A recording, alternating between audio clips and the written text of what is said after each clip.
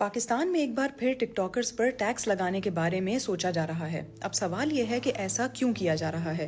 Saint کی قائمہ committee برائے خزانہ اور ریونیو کے ایک اجلاس میں یہ انکشاف کیا گیا ہے کہ بہت جلد ٹک ٹاک سے کمائی جانے والی رقوم پر ٹیکس لگایا جا سکتا ہے۔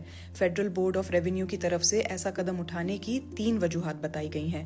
پہلی یہ کہ ٹک ٹاک پر بنائے جانے والے کانٹینٹ سے جمع ہونے والی رقوم کسی دائرہ کار میں نہیں آتی ہیں، جسے سرکاری دائرہ کار میں لانے کی اشد ضرورت ہے۔ دوسری وجہ ہے تحفے تحائف، یا جسے انگریزی زبان میں نان کیش کمپنسیشن کہا جاتا ہے۔ اسے بھی ریگولیٹ کرنے کی کوشش ہے۔ ایف بی آر نے بتایا ہے کہ کسی بھی قسم کی ٹک ٹاک ویڈیو بنانے کے عوض ملنے والے تحائف بھی آمدنی کے زمرے میں آتے ہیں، جس پر اصولاً ٹیکس لگانا چاہیے۔ اور تیسری وجہ یہ کہ حکومت ٹک ٹاک پر ٹیکس لگا کر قومی آمدنی میں اضافہ کرنا چاہتی ہے۔